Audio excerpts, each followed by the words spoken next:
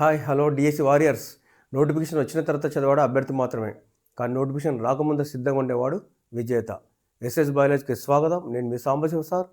ఈరోజు మన టాపిక్ వచ్చేసి 10th క్లాస్ బయాలజీలో న్యూట్రిషన్ లెసన్ నుంచే మానవుల్లో జీర్ణక్రియ గురించి తెలుసుకుందాం. ఈ వీడియో చాలా ఇంపార్టెంట్, లాస్ట్ వరకు చూడండి. అలాగే క్లాస్లోకి వెళ్ళకంటే ముందు ప్రతి ఒక్కరూ లైక్ చేసి చూడండి, ఓకేనా? చాలా ఇంట్రెస్టింగ్ ఉంటుంది, లాస్ట్ వరకు చూడండి. క్లాస్లోకి వెళ్ళకంటే ముందు మనం ఒక ప్రశ్న అడుగుతాం, దానికి కనుక మీకు ఆన్సర్ తెలిసి కామెంట్ చేయండి. మాస్టిఫికేషన్ అంటే ఏమిటి? ఇది ఎక్కడ జరుగుతుంది? ఓకేనా? ప్రశ్న మరోసారి, మాస్టిఫికేషన్ అంటే ఏమిటి, ఇది ఎక్కడ జరుగుతుంది? ఈ ఆన్సర్ కనుక తెలిస్తే కామెంట్ చేయండి, లేదంటే మొత్తం క్లాస్ చూస్తే మీకే ఆన్సర్ లభిస్తుంది. Okay, right. చూడండి, ఈరోజు మన చాలా ఇంపార్టెంట్ ఈ దీని నుంచి ఖచ్చితంగా 1 నుంచి 2 బిట్లు ప్రతి కాంపిటేటివ్లో వస్తాయి, కాబట్టి ఖచ్చితంగా మీరు వినండి. చూడండి లాస్ట్ వరకు. మానవునిలో జీర్ణ వ్యవస్థ. చూడండి, మానవునిలో జీర్ణ వ్యవస్థ గురించి ఇప్పుడు తెలుసుకుందాం. ముందుగా జీర్ణక్రియ అంటే ఏంది తెలుసుకుందాం, ఓకేనా? జీర్ణక్రియ ఇంగ్లీష్లో ఏమంటారు? డైజెషన్ అని అంటారు. ఇంగ్లీష్లో డైజెషన్ అంటారు. ఎంజైమ్ల సహాయంతో సంక్లిష్టమైన పదార్థాలు సరళ పదార్థాలుగా విడగొట్టబడే క్రియని ఏమంటారంటే జీర్ణక్రియ అని అంటారు. ఇంగ్లీష్లో డైజెషన్ అంటారు. చూడండి, ఏంది సంక్లిష్టమైన పదార్థాలు అంటే ఏంది? మనం ఘన పదార్థాలు, రకరకాల పదార్థాలు తీసుకుంటాం. ఈ సంక్లిష్టమైన పదార్థాలని సరళమైన పదార్థాలుగా విడగొట్టడము అంటే, సరళమైన పదార్థం అంటే ఆ ద్రవ రూపంలోకి మారి అది రక్తంలో కలిసి వెళ్ళి కణానికి వెళ్ళాలి. ఆ విధంగా మారడానికి తోడ్పడే క్రియని ఏమంటారంటే జీర్ణక్రియ అంటారు, ఓకేనా? ఎంజైమ్ల సహాయంతో సంక్లిష్ట పదార్థాలు సరళ పదార్థాలుగా విడగొట్టబడే విధానాన్ని ఏమంటారంటే జీర్ణక్రియ అని అంటారు. ఇంగ్లీష్లో డైజెషన్ అని అంటారు, గుర్తుంచుకోవాలి. చూడండి, మరి మానవుని జీర్ణ వ్యవస్థ చాలా సంక్లిష్టమైనది. అంటే ఇలా ఆహారం వేస్తే ఇలా టక్కున శక్తిగా మారదు, చాలా సంక్లిష్టమైన. చూడండి, జీర్ణ వ్యవస్థ అంత ఈజీగా అంత సులభంగా ఉండేది కాదు. ఇది చాలా సంక్లిష్టమైనది. అంటే ఒక్కొక్క దశలో ఒక్కొక్క విధంగా ఉంటుందన్నమాట.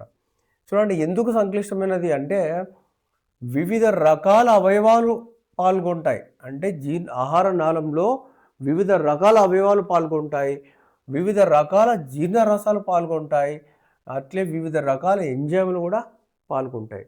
కాబట్టి మానవుని జీర్ణ వ్యవస్థ చాలా సంక్లిష్టమైనది. అంటే వివిధ రకాల అవయవాలు, వివిధ రకాల జీర్ణరసాలు, వివిధ రకాల ఎంజైమ్లు, ఇవన్నీ కలిసి సమిష్టిగా సమన్వయంతో జరిపితేనే అప్పుడు జీర్ణక్రియ జరుగుతుందన్నమాట. కాబట్టి మానవునిది జీర్ణ వ్యవస్థ చాలా సంక్లిష్టమైనది అని చెప్పవచ్చు. చూడండి, మానవునిలో ఆహార నాళము ఎలిమెంటరీ కెనాల్ అనేది పొడవైన గొట్టం వంటి నిర్మాణం. మానవునిలో ఆహార నాళం ఎలిమెంటరీ కెనాల్ అనేది ఒక పొడవైన గొట్టం వంటి నిర్మాణం. శరీరంలో అతి పొడవైనది ఏంటంటే జీర్ణనాళమే, గుర్తుంచుకోవాలి, ఓకేనా? అతి పొడవైనది అంటే ఆహార నాళం, పొడవైన గొట్టం వంటి నిర్మాణం. ఎక్కడి నుంచి అంటే ఫ్రమ్ మౌత్ టు ఆనస్, అంటే నోరు నుంచి పాయి వరకు ఆహార నాళం ఉంటుందన్నమాట. ప్రారంభం ఆహార నాళంలో మొదటి భాగం ఏది? నోరు. ఆహార నాళంలో చివరి భాగం ఏది? పాయు అని గుర్తుంచుకోవాలి. నోటి ద్వారా ఆహారాన్ని తీసుకుంటాం, పాయు ద్వారా ఆ మలినాలను బయటికి పంపిస్తాం. కాబట్టి ఇక్కడ వరకు నోటి నుంచి పాయు వరకు ఉండే దాన్ని ఏమంటారంటే మానవుని యొక్క ఆహార నాళం అని పిలుస్తారు, ఓకేనా? నోరు నుంచి పాయు వరకు ఉంటుంది, ఫ్రమ్ మౌత్ టు యానస్ వరకు ఉంటుంది. ఏది? ఆహార నాళం. గుర్తుంచుకోవాలి, మొదటి ఆహార నాళంలో మొదటి భాగం అంటే నోరు, చిట్ట చివరి భాగం అంటే పాయు అని గుర్తుంచుకోవాలి, ఓకేనా? రైట్. మరి చూడండి, నోరు నుంచి పాయు వరకు ఒక్కొక్క భాగము ఒక్కొక్క ప్రత్యేక విధిని నిర్వహిస్తుంది. నోరు ఒక విధిని నిర్వహిస్తుంది, దాని తర్వాత ఆశకూరం, నోటి కూరం ఒకలాగా పనిచేస్తుంది, అందులో దంతాలు ఒకలాగా, గ్రసనిలో ఉపజీవాకు ఒకలాగా, ఒక్కొక్క పని ఒక్కొక్కటి చేస్తుంది. ఆహార వాయుకి ఒక పని, జీర్ణాశయం ఒక పని, ఇట్లా ఒక్కొక్క పని చేస్తుంది అనమాట. చూడండి, ఆహార నాళంలో ఒక్కొక్క భాగం ఒక్కొక్క ప్రత్యేక విధిని నిర్వహిస్తుంది. ఇవన్నిటిని సమన్వయపరుచుకుంటూ వెళ్ళాలి, కాబట్టి సంక్లిష్టమని చెప్తారు. చూడండి, ఫస్ట్ చూద్దాం మనం ఇప్పుడు ఈ సంక్లిష్ట వ్యవస్థలో. ఫస్ట్ నోటి కుహరం, ఓరల్ క్యావిటీ అంటారు. అంటే ఈ నోరు ముందర భాగం మాత్రం నోరు అంటారు, ఇదంతా ఏమంటారు, నోటి కుహరం అని అంటారు. చూడండి, ఈ భాగాన్ని అంతా నోటి కుహరం అని అంటారు. చూడండి, ఫస్ట్ ఓరల్ క్యావిటీ. నోటి కుహరంలో ఫస్ట్ ఉండేది ఏంటంటే నోరు. నోటి కుహరంలో మొదటి భాగం ఏంది, నోరు. కాబట్టి నోరు అనేది నోటి కుహరంలో మొదటి భాగం, లేదా ఆహార నాళంలో మొదటి భాగం అని కూడా పిలుస్తారు అన్నమాట నోరు. మరి నోరు ద్వారా ఏం తీసుకుంటాం? మనం నోరు ద్వారా ఏం తీసుకుంటాం అంటే మీకు తెలుసు, ఆహారం తీసుకుంటాం. మరి ఆహారము నోటి ద్వారా ఆహారం తీసుకుంటామని తెలుసు. ఏం ఆహారం తీసుకుంటాము అంటే చూడండి, అన్ని రకాల ఆహారం తీసుకుంటాం. నోటి ద్వారా పిండి పదార్థాలు తీసుకుంటాము, ప్రోటీన్లు తీసుకుంటాము, క్రొవ్వులు తీసుకుంటాం, ఖనిజ లవణాలు తీసుకుంటాము, విటమిన్లు తీసుకుంటాం. కాబట్టి ఆహారము ఇన్ని 5 రకాల ఆహారాలు తీసుకుంటాం. ఎలాంటి ఆహారం అంటే అంత ఘన రూపంలో ఉండే ఆహారం ఎక్కువగా తీసుకుంటాం. అటువంటి ఘన రూపంలో ఉన్న ఆహారము ఏ స్థితికి రావాలంటే గ్లూకోజ్ బాటిల్ ఉన్నటువంటి ద్రవ రూపంలోకి పల్చగా మారి రక్తం ద్వారా కణాలకు ప్రసరణ కావాలి. ఆ విధంగా మారాలన్నమాట. కాబట్టి మనం నోటి ద్వారా ఆహారం తీసుకుంటాం. ఆహారంలో ఏమేమి తీసుకుంటాం అంటే పిండి పదార్థాలు తీసుకుంటాం, ప్రోటీన్లు, క్రొవ్వులు, ఖనిజ లవణాలు, విటమిన్లు తీసుకుంటాం. కానీ మనం ఇప్పుడు ఈ జీర్ణ వ్యవస్థలో ప్రధానమైన ఆహార పదార్థాలు ఏంటివంటే పిండి పదార్థాలు, ప్రోటీన్లు, క్రొవ్వుల యొక్క జీర్ణక్రియ ఎలా ఉందో తెలుసుకుందాం అనమాట. ఓకేనా? ఈ జీర్ణ వ్యవస్థ ద్వారా ఈ 3 పిండి పదార్థాలు, ప్రోటీన్లు, క్రొవ్వులు తెలుసుకుంటాం. చూడండి, మరి జీర్ణక్రియ మొట్టమొదటిసారిగా ఎక్కడ ప్రారంభమవుతుంది అంటే నోటిలోనే ప్రారంభమవుతుంది అని గుర్తుంచుకోవాలి. నోటి కుహరంలోనే ప్రారంభమవుతుంది. నోరు ఇస్తే నోరు, లేదా నోటి కుహరం ఇస్తే అది. మొట్టమొదటి జీర్ణక్రియ ఎక్కడ ప్రారంభమవుతుందంటే ఇక్కడ నోటి కుహరంలోనే ప్రారంభమవుతుంది. ఓకేనా? నోటి కుహరంలో ఎలా ప్రారంభమవుతుంది అంటే చూడండి, ఈ నోటి యొక్క కుహరంలో ఈ ఆశకుహరం అని కూడా పిలుస్తారు. ఇక్కడ ఆశకుహరం లేదా నోటి కుహరంలో 4 రకాల దంతాలు ఉంటాయి. ఆ 4 రకాల దంతాల సహాయంతో ఆహారం చిన్న చిన్న ముక్కలుగా మెత్తగా చూర్ణం చేయబడుతుంది అనమాట. 4 రకాల దంతాలు మీకు తెలిసే ఉంటాయి కదా, కుంతకాలు, రదనికులు, అగ్రచర్మకాలు, చర్వణకాలు. ఈ 4 రకాల దంతాల సహాయంతో ఆహారము ముక్కలుగా అవుతుంది. ఆహారం ముక్కలుగా చేసేటి ఎవరంటే 4 రకాల దంతాలు. అలాగే ఇంకా నోటి కుహరంలో ఇంకేముంటాయంటే 3 జతల లాలాజల గ్రంథులు కూడా ఉంటాయి. 3 జతల లాలాజల గ్రంథులు ఉండి లాలాజలాన్ని స్రవిస్తాయి.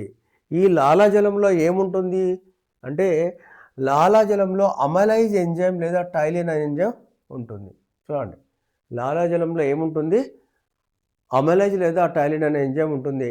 ఇది పిండి పదార్థాల మీద పనిచేసి మొట్టమొదటిసారిగా వెళ్ళిన ఆహారాన్ని జీర్ణం చేసేది ఏదంటే లాలాజల ఎంజైమ్ టైలిన్. ఇది పిండి పదార్థాల మీద పనిచేసి ఆ పిండి పదార్థం చిన్న చిన్న ముక్కలుగా మారుస్తుంది. ఇదంతా ఎక్కడంటే నోటి కుహరంలో. ఇది గుర్తుంచుకోవాలన్నమాట. కాబట్టి లాలాజల ఎంజైమ్ అంటే ఏంది, టైలిన్ లేదా ఎమైలైజ్. ఇది దేనిపైన పనిచేస్తుందంటే పిండి పదార్థాలపైన పనిచేస్తుంది. కాబట్టి మొట్టమొదటిగా జీర్ణక్రియ ఎక్కడ స్టార్ట్ అవుతుందంటే నోటి కుహరంలోని గుర్తుంచుకోవాలి. ఓకేనా? ఇంకా చూడండి, నోటి కుహరంలోకి ఆహారం వచ్చినప్పుడు దంతాల సాయంతో చిన్న చిన్న ముక్కలైంది. దానికి 3 జతల లాలాజల గ్రంథులు లాలాజలాన్ని పంపించినప్పుడు ఆ 2 కలిసి ఎలా తయారైందంటే ఒక ముద్దలాగా తయారైంది. ఆ ముద్దని ఏమని పిలుస్తారంటే బోలస్ అని పిలుస్తారు. ఓకేనా? ఆ ముద్దని ఏమంటారు, బోలస్. అంటే 4 రకాల దంతాల సాయంతో ఆహారం చిన్న చిన్న ముక్కలు అవుతుంది. లాలాజలం స్రవించబడినటువంటి లాలాజల గ్రంథులు సలైవరీ గ్లాండ్స్ 3 జతలు ఉంటాయి కదా, ఇవి స్రవించే లాలాజలము ప్లస్ ఆహారం కలిసి ఒక ముద్దగా తయారవుతుంది. దాన్ని ఏమంటారంటే బోలస్ అని పిలుస్తారు. ఈ బోలస్ ఎక్కడ తయారైందంటే నోటి కుహరంలో తయారైంది. తీసుకున్న ఆహారము బోలస్ వరకు జరిగే ప్రాసెస్ని ఏమంటారంటే మాస్టిఫికేషన్ అంటారు. మన తెలుగులో అయితే నమలడం అని పిలుస్తారు.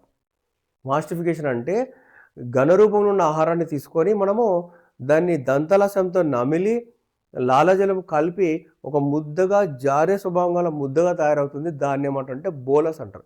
బోలస్ ఏర్పడే వరకు ఉన్న ప్రాసెస్ని ఏమంటారంటే మాస్టిఫికేషన్ అని అంటారు. తెలుగులో నమలడము లేదా చూర్ణం చేయడాన్ని పిలుస్తారు.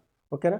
ఇప్పుడు చూడండి ఎగ్జామ్లో ఎలా ఇస్తా అంటే ఆహార నాళంలో పైనుంచి కింది వరకు వరుసగా ఇవ్వచ్చు, లేదా మధ్య నుంచి వరుసగా ఇవ్వచ్చు, కింది నుంచి పైకి వరుస కూడా ఇవ్వచ్చు. కాబట్టి ఖచ్చితంగా మనము ఈ పార్ట్స్ని గుర్తుంచుకోవాలి. ఫస్ట్ది ఏం చూడండి, ఆహార నాళంలో ఫస్ట్ది ఏంది, నోరు. నోరు తర్వాత ఏం చూడండి, గ్రసని. ఈ భాగాన్ని ఏమంటారు అంటే ఈ భాగాన్ని గ్రసని అంటారు చూడండి. మింగే చోటు, మనం మింగే చోటు లేదా కొండనాలకు ఉండే చోటుని ఏమంటారు అంటే గ్రసని. ఆశకూరం తర్వాత రెండో భాగాన్ని ఏమంటారు అంటే గ్రసని అంటారు. ఇప్పుడు చూడండి ఫస్ట్ది ఆహారంలో ఫస్ట్ది ఏంటంటే నోరు. దాని తర్వాత ఉపజిహ్వాక గ్రసన్లో ఉంటుంది. ఉపజిహ్వాకని ఎపిగ్లాటిస్ అని కూడా పిలుస్తారు. ఓకేనా. నోరు తర్వాత ఉపజిహ్వాక, దీన్ని ఎపిగ్లాటిస్ అని పిలుస్తారు. దీని తర్వాత మూడో చూడండి ఆహార వాహిక. వరుస గుర్తుంచుకోవాలి, నోరు, ఉపజిహ్వాక, ఆహార వాహిక. దీన్ని ఇంగ్లీష్లో ఓసోపాగస్ అని పిలుస్తారు. కొంతమంది ఓసోపాగస్ అంటారు, కొంతమంది ఈసోపాగస్ అంటారు. కాకపోతే ఓసోపాగస్ అని నేను ఇక్కడ ప్రొనౌన్స్ చేస్తున్నా చూడండి. గూగుల్లో ఇట్లనే చూపిస్తుంది ఓసోపాగస్ అని. ఓకే. ఆహార వాహికని ఓసోపాగస్ అని ఇంగ్లీష్లో అంటారు. దాని తర్వాత జీర్ణాశయం. నాలుగోది జీర్ణాశయం. నెక్స్ట్ నాలుగోది జీర్ణాశయం తర్వాత చూడండి ఐదోది ఏం చూడండి ఆంత్రమూలము.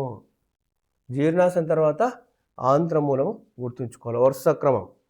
దాని తర్వాత ఆంత్రమూలం తర్వాత చూడండి చిన్న ప్రేగు, తర్వాత చిన్న ప్రేగు తర్వాత పెద్ద ప్రేగు.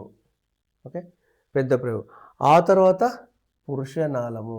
ఓకే, చివరికి ఏంది పాయువు, ఆనస్ అని గుర్తుంచుకోవాలి. వరుసగా పైనుంచి కిందికి వరుసగా నోరు, ఉపజిహ్వాక, ఆహారవాహిక, జీర్ణాశయం, ఆంత్రమూలం, చిన్న ప్రేగు, పెద్ద ప్రేగు, పురుషనాళం, పాయువు, ఆనస్. ఈ 9 వరుస క్రమంలో గుర్తుంచుకోవాలి.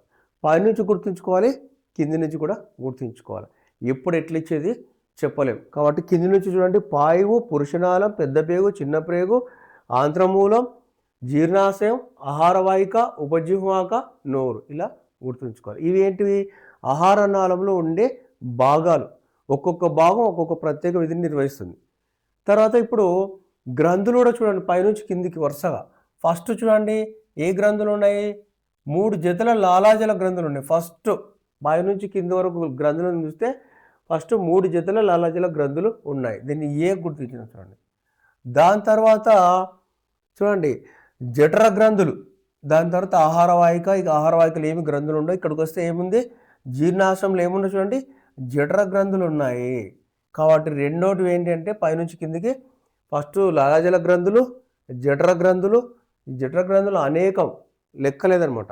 జఠర గ్రంథుల తర్వాత నెక్స్ట్ చూడండి కాలేయం, 3వ గ్రంథిది. తర్వాత 4వ చూడండి క్లోమ గ్రంథి. 5వ చూడండి ఆంత్ర గ్రంథి. మొత్తము మానవుని జీర్ణనాళంలో ఎన్ని రకాల గ్రంథులు పాల్గొంటున్నాయి అని కూడా అడగవచ్చు. 5 రకాలు. ఒకటేం చూడండి లాలాజల గ్రంథులు, రెండోది జఠర గ్రంథులు, మూడోది కాలేయం, 4వది క్లోమం, 5వది చిన్న ప్రేగులు ఉన్నటువంటి ఆంత్ర గ్రంథులు. ఎన్ని రకాల గ్రంథులు అంటే 5 రకాల గ్రంథులు. ఓకేనా. అవి ఏమేమని కూడా గుర్తుపెట్టుకోవాలి పైనుంచి కింద వరకు. లాలాజల గ్రంథులు, ఓకే, జఠర గ్రంథులు, కాలేయం, క్లోమం, ఆంత్ర గ్రంథులు. పైనుంచి కింద గుర్తుకు పెట్టుకోవాలి, కింద నుంచి పైకి కూడా. ఈ గ్రంథుల వరుస క్రమం కూడా అడగవచ్చు. నా పుస్తకంలో అయితే గ్రంథుల వరుస క్రమం కూడా పైనుంచి కిందికి గ్రంథుల వరుస క్రమాన్ని పేర్చండి, కింద నుంచి పైకి ఆరోహణ క్రమం అవరోహణ క్రమంలో పేర్చండి కూడా నేను ఇచ్చిన. ఓకేనా. ఇది గుర్తుంచుకోవాలి. ఎన్ని రకాల గ్రంథులు పాల్గొంటే 5 రకాల గ్రంథులు పాల్గొంటాయి. ఓకేనా. నెక్స్ట్ ఎంజైములు కూడా, ఏ ఎంజైములు ఎక్కడెక్కడ ఉంటుంది అనేది కూడా వరుస క్రమం గుర్తుంచుకోవాలి. చూడండి ఇక్కడ ఏముంటుంది, లాలాజల ఎంజైమ్ ఉంటుంది, ఇక్కడ పెప్సిన్ ఉంటుంది, ఇక్కడ మళ్ళీ అన్ని రకాల ఎంజైములు వస్తాయి. అది రేపు చెప్పుకుందాం. ఓకేనా. రైట్. ఇప్పుడు బోలస్ ఏర్పడే దశను ఏమంటారంటే మాస్టిఫికేషన్ అని అంటారు. మనం తెలుగులో నమలడము లేదా చూర్ణం చేయడం అని పిలుస్తారు. మరి బోలస్ ఎందుకు జారడానికి అనువుగా ఉంది అంటే చూడండి బోలస్ ఎలా ఉంటుంది చూడండి. బోలస్ అంటే ఏంది, ఆహార పదార్థాలు చిన్న చిన్న ముక్కలుగా చేయబడ్డ ఆహార పదార్థాలు ప్లస్ లాలాజలం కలిసిన దాన్ని ఏమంటారు, బోలస్ అని పిలుస్తారు. బోలస్లో ఏముంటాయని అడిగితే ఏముంటాయి, చిన్న చిన్నగా మారిన ఆహార ముక్కలు మరి లాలాజలం ఉంటుందన్నమాట. ఇది బోలస్. బోలస్ ఎలా ఉంటుంది అంటే మెత్తగా జారుడు స్వభావం కలిగిన ఆహారము. మెత్తగా లాలాజలం జారుడు స్వభావం ఉంటుంది. మెత్తగా జారుడు స్వభావం కలిగిన ఆహారం ఏదంటే బోలస్.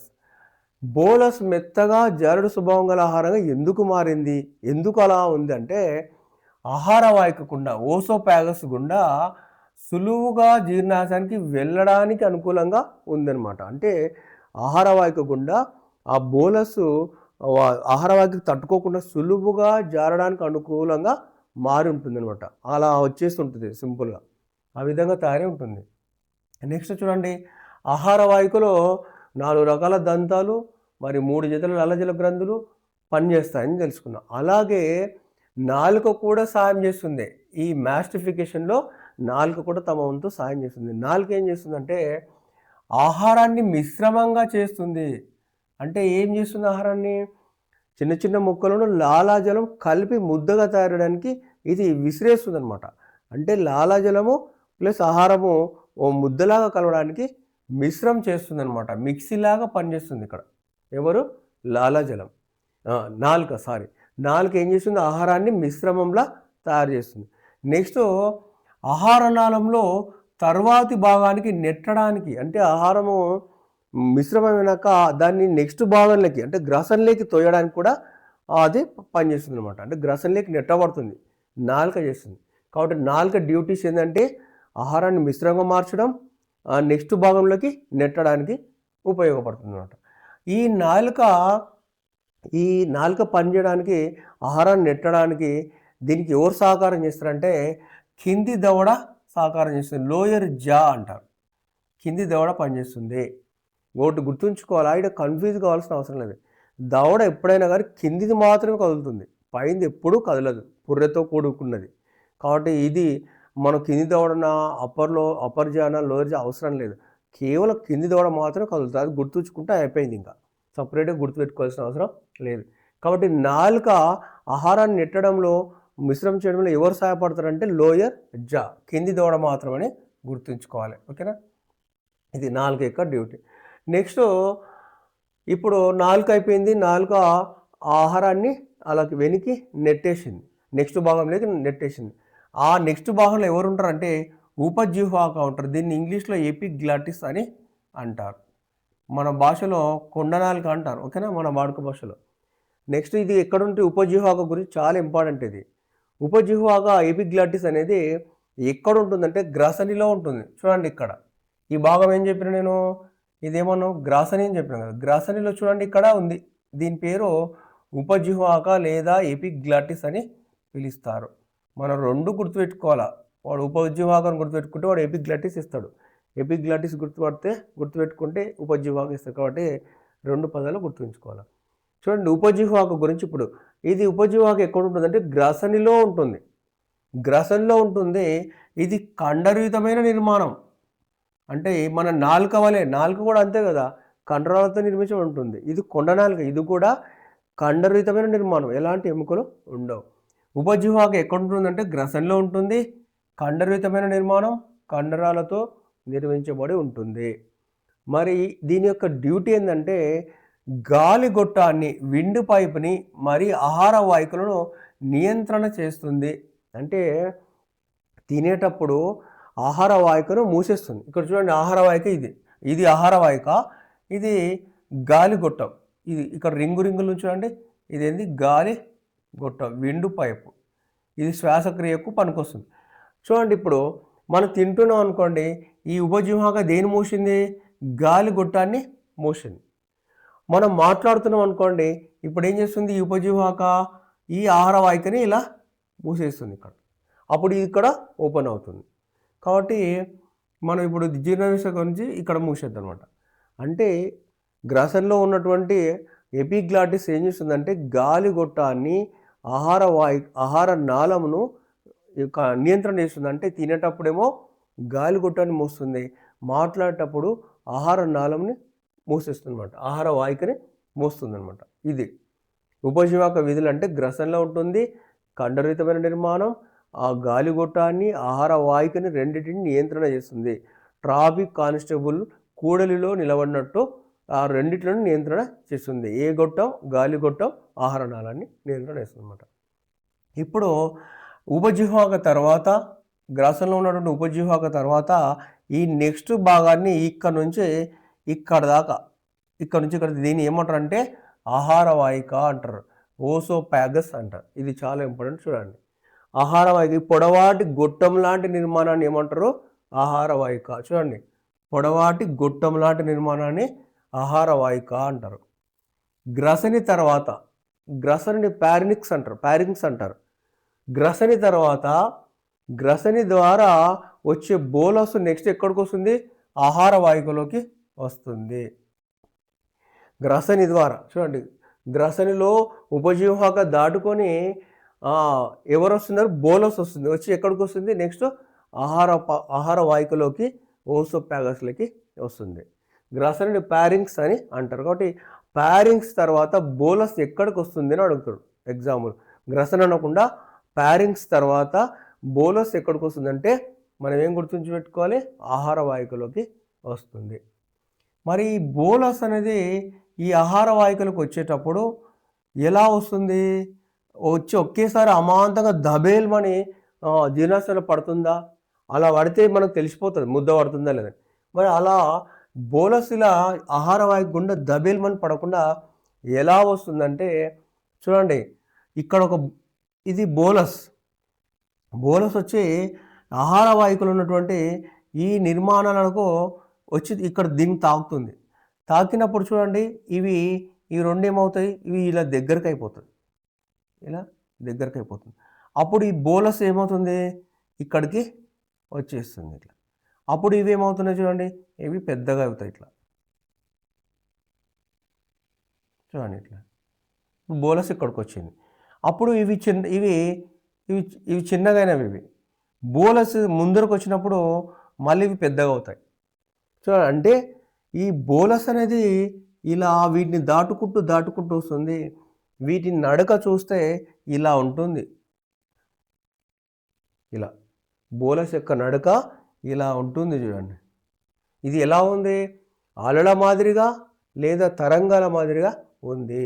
కాబట్టి బోలస్ అనేది ఆహార వాహికలో ఏ విధంగా వస్తుందంటే చూడండి, అలలు లేదా తరంగాల మాదిరిగా వస్తుంది. చూడండి, అలలు లేదా తరంగాల మాదిరిగా వస్తుంది. ఈ అలలు లేదా తరంగాల మాదిరిగా వచ్చే చలనాన్ని ఏమంటారంటే పెరిస్టాల్టిక్ చలనం అని అంటారు.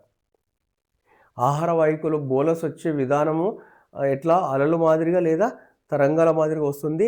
అలా వచ్చే నడకని ఏమంటారు అంటే పెరిస్టాల్టిక్ చలనం అని అంటారు. ఓకే, మరి ఆహార వాహికలో పెరిస్టాల్టిక్ చలనము రావడానికి కారణం ఏంటంటే ఆహార వాహికలో ఉన్నటువంటి కండరాల యొక్క సంకోచ వ్యాకోచాల కారణంగా అది అలా అలల మాదిరిగా తరంగాల మాదిరిగా నడుస్తుంది. అంటే ఆహార వాహికలో ఉన్నటువంటి కండరాల యొక్క సంకోచ వ్యాకోచాల కారణంగా చూడండి, ఇవి ముందు సంకోచించినప్పుడు ముద్ద ఇక్కడికి వస్తుంది, మళ్ళీ వెనుకవి సంకోచించినప్పుడు ముద్ద ముందుకి వస్తుంది.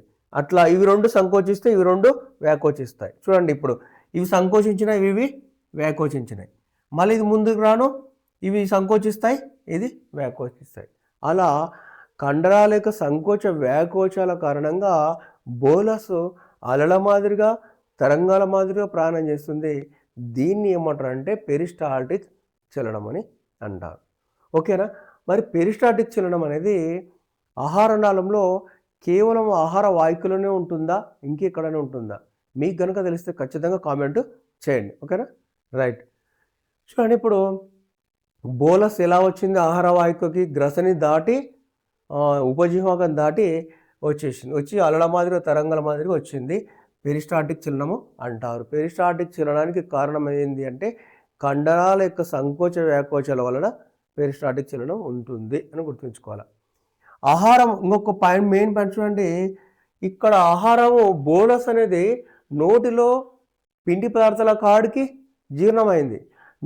జీర్ణం పూర్తి కాలే, పిండి పదార్థాలు సగం వరకు చిన్న చిన్న ముక్కలు అయింది.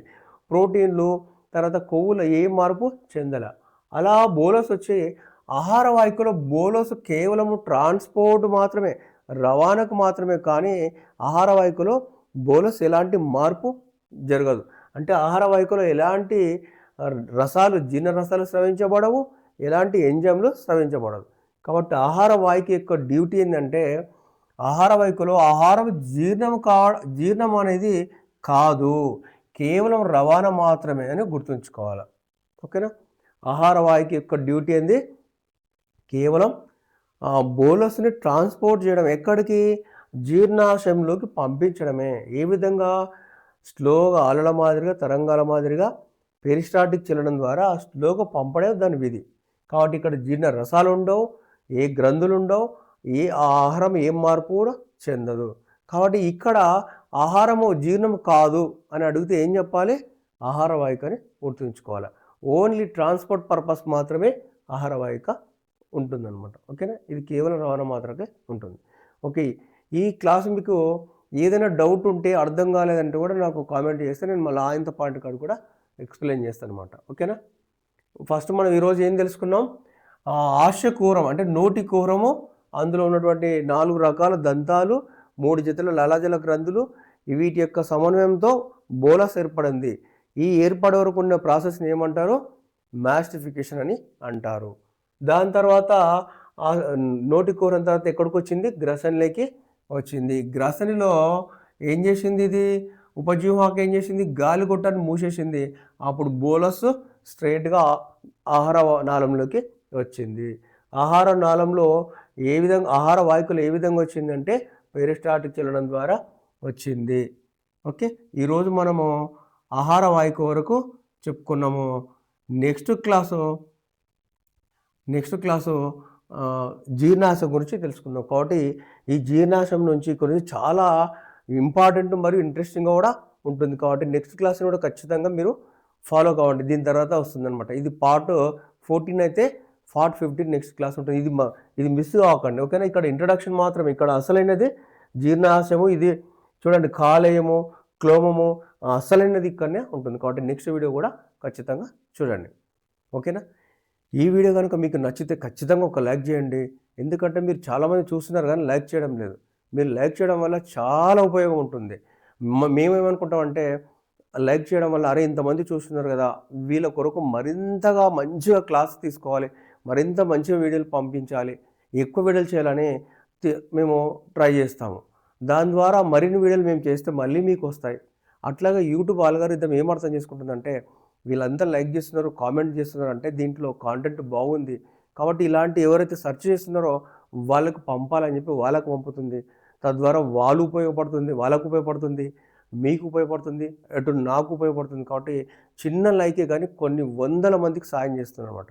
కానీ మీరు వీడియో చూసే ముందు ఖచ్చితంగా ఒక లైక్ ఇలా నొక్కేయండి. ఇంకా కామెంట్ కూడా పెట్టండి. క్లాస్ ఎట్లా ఉందన్నా పెట్టండి. పాజిటివ్ ఉంటే పాజిటివ్ పెట్టండి, నెగిటివ్ ఉంటే నెగిటివ్ పెట్టండి.